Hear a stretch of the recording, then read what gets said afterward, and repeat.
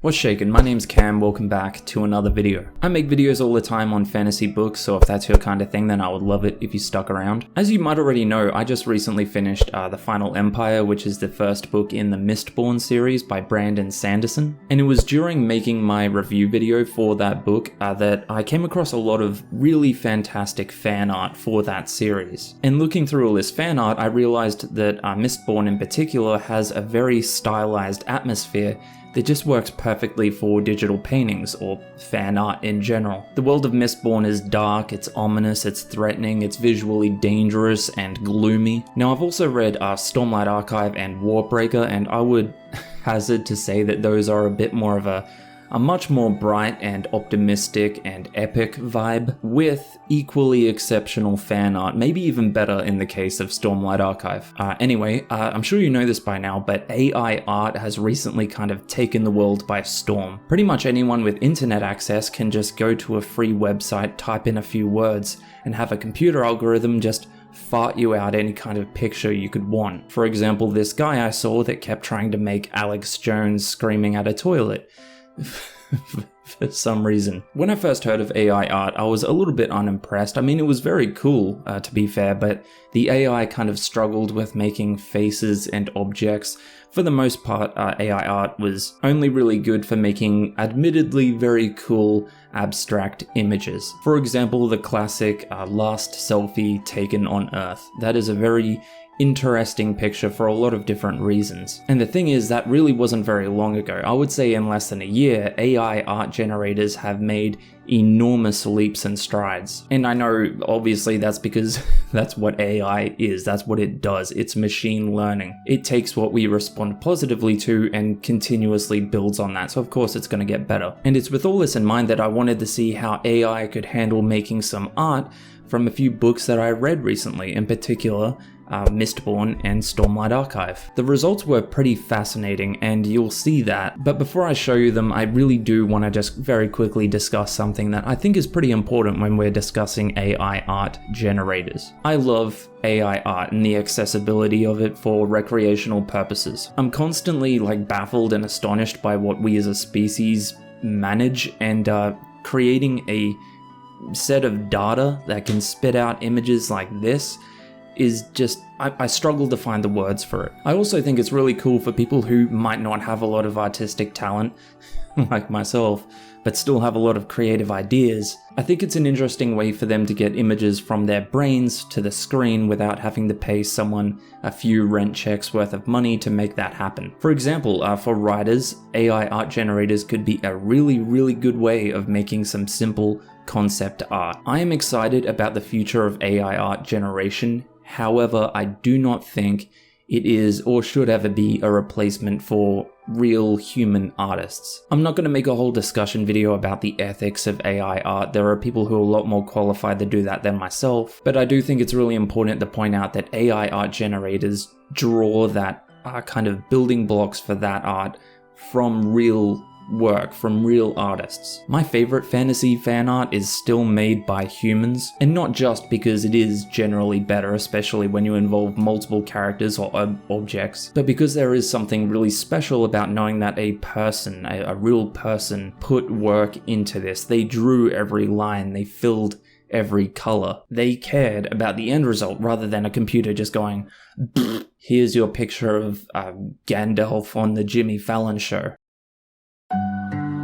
So there's a ton of different AI art generators, but the one I used was Midjourney, and the way Midjourney works is that you type in a bunch of prompts through Discord, separated by commas. I thought I would start at the very foundation of this art and just see where it can go. So I started with just one prompt, something very simple, Mistborn. Just Mistborn. And here is what I got. I have to say I was pretty surprised by the outcome. I was thinking we'd get something much more dark, but to be honest, I think this works too. It looks like it got pretty close to the iconic ribbon-styled cloak, but the biggest takeaway is obviously the grand city in the background. Next up, I did the exact same thing, but using Stormlight Archive, and the result I think was even better than the Mistborn one. this is pretty close to how I would picture a high storm above the shattered plains. So to be honest, I think I was off to a pretty good start. I was getting some pretty cool images already just by using those 1 prompts. Next, I wanted to see how the AI would handle arguably the most fan-drawn character from the Cosmere, Kaladin Stormblessed. The thing is, AI struggles a lot with making something based on a specific person unless that person is super famous and they have pictures pretty much all over the internet. As popular as Stormlight Archive is, we only really have the fan art, which is made by a very small percentage of that fan base. I don't really know if Kaladin qualifies for being present enough on the internet to have a good source of information for the AI to draw from. Anyway, the first few prompts I used were just stuff like Kaladin Stormblessed from Stormlight Archive, blue uniform, storm background, and here is what I got. I loved the portrait style here, but as you can see it is a bit choppy. But the thing is, on Midjourney, after you upscale it a bit, there is one button that can make a world of difference. It can almost completely change the entire thing and almost always makes it way better and closer to the prompts. This one right here. So I went ahead and hit remaster, and what I ended up with was something that felt a lot more like Dalinar Kholin, right? It just didn't really feel like Kaladin Stormblessed, so I went back to the start, I did some more tweaking, adding stuff like long brown hair, tanned skin, and after a bit of playing around with the prompts, I ended up with this.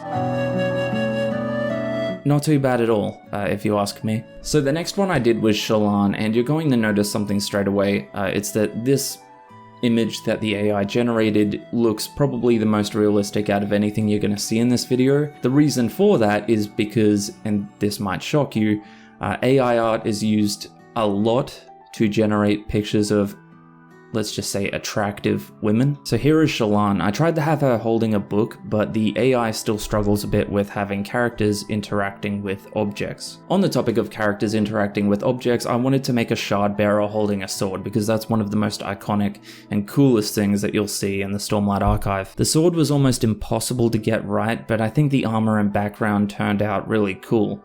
This would make a great phone background, I think. The Parshendi were really hard to generate. I didn't really get as close as I would have liked. The specific finer details, like the rocky material on the red skin, might have been asking just a bit too much. This is one of my favorite Stormlight Archive images that I generated, simply just a fantasy warrior with a storm background, dark lighting, simple done. This is the type of thing I'm referring to when I say that writers could make great concept art for their own stories, just using things like Midjourney. Before I moved on to making art for Mistborn, I wanted to see one more thing. I wanted to see how the AI would handle making objects on its own without any characters involved. And this was my best result for trying to create the currency of Stormlight Archive, using prompts like clear orb with gem inside.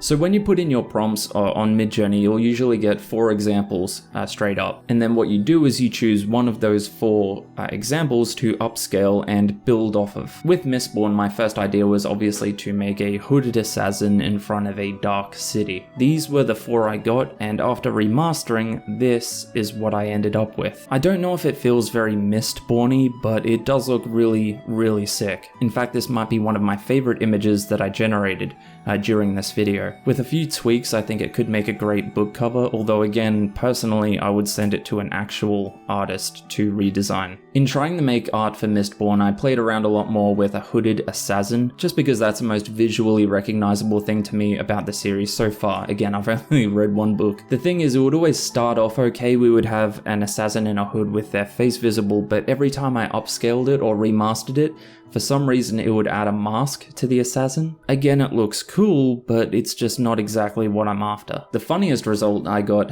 during this whole process was when I tried to make an Inquisitor. You know, they're bald, scary dudes with big nails through their eyes. They're very sick looking. The AI did not want to do the nails in the eyes bit, so I kept ending up with friendly looking science teachers. I tried throwing in a few prompts like creepy smile, demon man, pale skin, and eventually I got this, which is about as close as I think I'll get. So there it is. There's all of the art that I made with Midjourney in maybe about 3 or 4 hours of playing around. I'd love to hear what you think about AI art. Are you excited or are you scared about where it will go? Do you think it could ever truly rival actual human artists, and if so, do you think it's ethical? As of right now, AI art generators soil themselves as soon as you try to throw in multiple characters or have those characters holding a weapon, but like I said, it's advancing very, very quickly, so who knows where it will go. Depending on how this video does, I could make it a series. If there are any other fantasy book or series you would like me to